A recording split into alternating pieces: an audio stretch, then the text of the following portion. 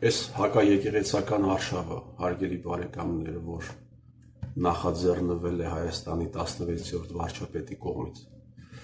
Սա արշավ է ոչ թե եկեղեցու բարձր դասի ներկայացուցիչների, այլ հակաեկեղեցական արշավ է։ Նպատակը հայ առաքելական եկեղեցու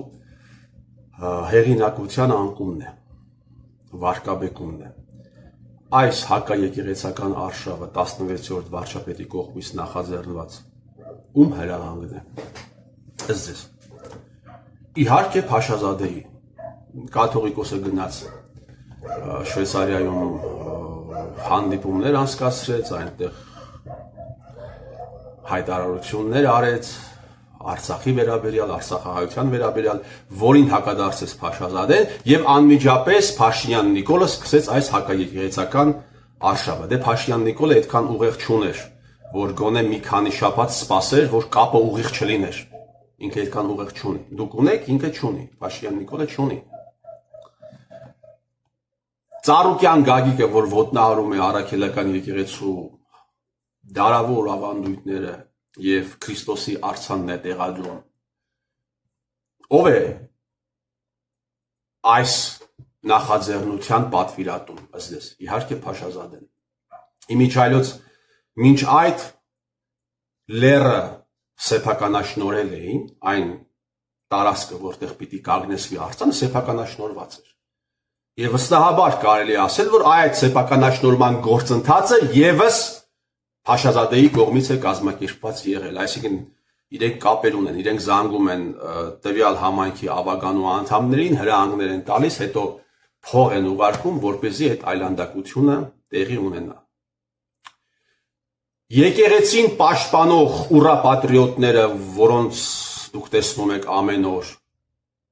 խոսում են Փաշինյանի իրականացրածից, բայց չեն խոսում Ծառուկյանի կողմից իրականացվելիք գործողությունների մասին։ Ով թույլ չի տալիս, որպեսզի Ծառուկյանի մասին խոսեն։ Իհարկե Փաշազադեն։ Փաշազադեն զանգում է դաշնակ մասնակներին, իմիջայլոց երբ ասում եմ դաշնակ մասնակ, խոսքը չի վերաբերում միայն կուսակցությանը, դա երևույթին է վերաբերում։ Երևույթին։ Դա այն ուռապատրիոտներն են, որոնց համար ուռապատրիոտիզմը եղել է բիզնեսի նման մի ձև։ Հիմա ով թույլ չի տալիս, որպեսզի այդ ուռապատրիոտները խոսեն Ծառուկյանի կողմից իրականացվողի մասին, Փաշազադեն։ 2011-ից 2019 թվականներին 50,000 պատանի եւ երիտասարդ ազատվել է զինվորական ծառայությունից։ Այդ մեծ պետական, կարելի ասել, կիսապատերազմական երկրում, երբ նման չափով մարդիկ պարտադիր զինվորական ծառայությունից են ազատվում, դա դավադրություն է պետականության նկատմամբ։ Այս դավադրությունը ով էր կազմակերպել։ Իհարկե Փաշազադեն։ Ելով պիտի կազմակերպեր։ Պարզ չէ։ Ասել են, չէ, գործողություն է տեղի ունենում, տեսեք, թե դա ում է պետք։ Իսկ դա պետք էր միայն ու միայն Փաշազադեին։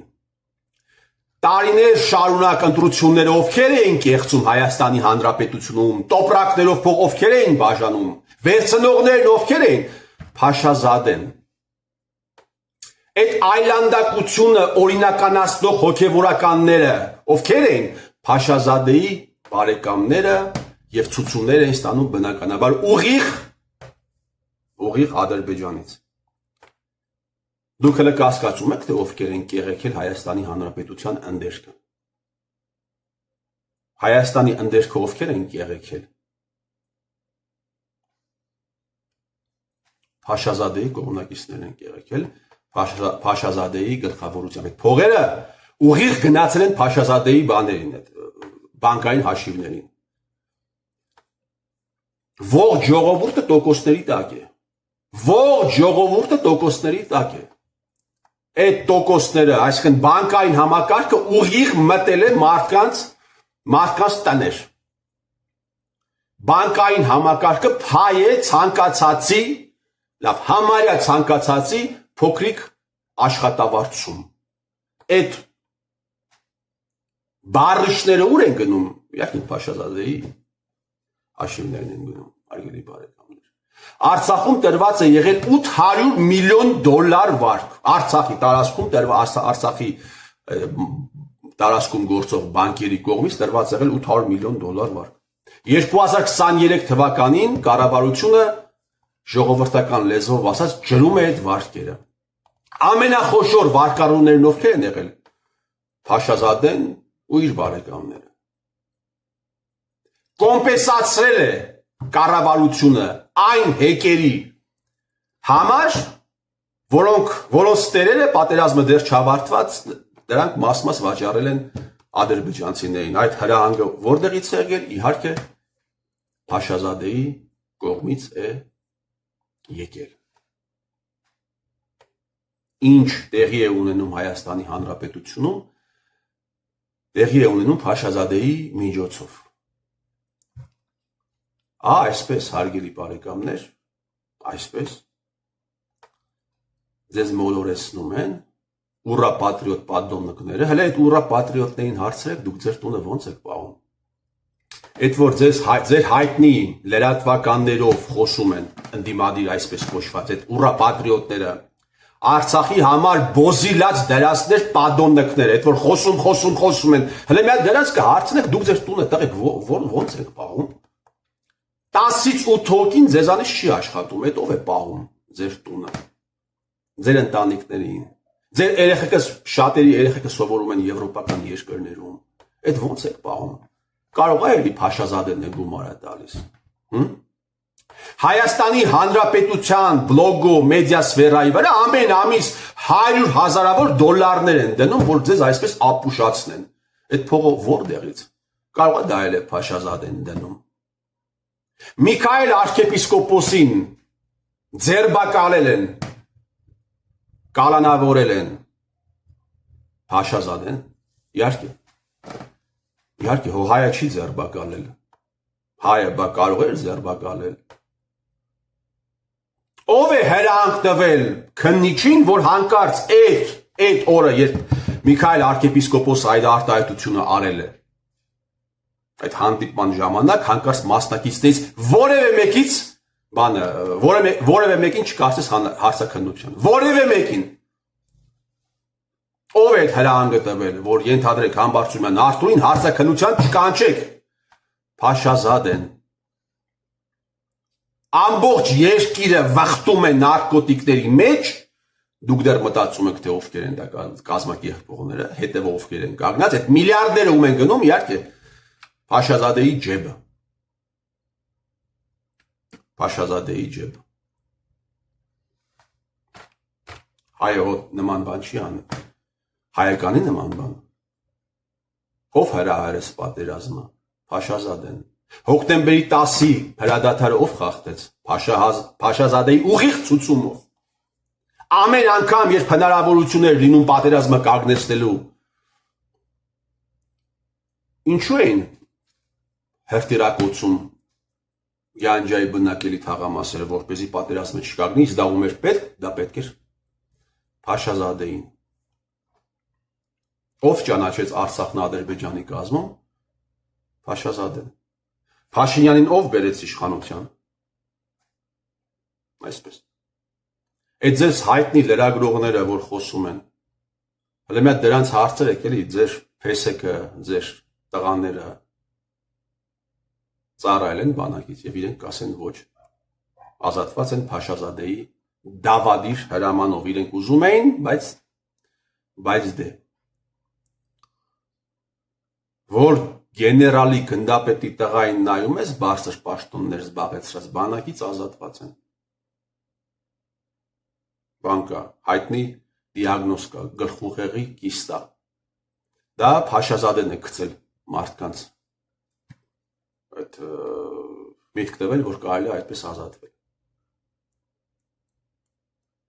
35 տարի Գյումրին դեռ տնակների մեջ է, այս ամենը կազմակերպել է Փաշազադեն։ Հային պետք է ազատել, բայց հարգելի բարեկամներ, ի հեճուկս այս ամենի, հային պետք է ազատել ոչ թե հայից, ոչ թե Փաշազադեից, այլ հենց հայից, որ ամեն ինչը գցում է Փաշազադեի վրա։ Միլիարդավոր դոլարների բան է գնացել Հայաստանի Հանրապետությունից։ ակտիվ է դուրս հանվել։ Մի խոսքով, արդար գործել ամեն մարդ չէ, որ կարող է, դա օբյեկտիվ իրողություն է, արդար գործել ամեն մարդ չէ, որ կարող է, բայց արդար մտածելը ամեն մարդու, նամանավանդ ողբերգական այս ժամանակահատվածում,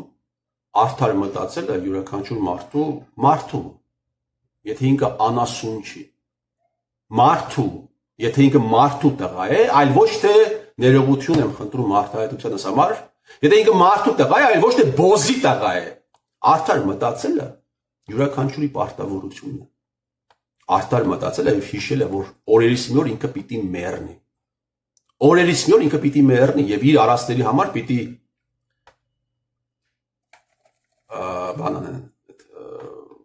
իր զավակները, իր թոռները պիտի պատասխան տան նաև, եթե ինքը պատասխան չտվեց։ Գոնե արդար եկեք մտածենք։ Գոնե արդար եկեք մտածենք։ Հազարավոր ֆեյքեր ամենավերջին հայոյանքն էին տալիս։ Այն մարդկանց, ովքեր ասում էին հեղափոխությունն է կեղծ է։ Դա Փաշազադեն է կազմակերպել։ Արմեն Սարգսյանին Փաշազադեն է բերել կարգել երկրի նախագահ։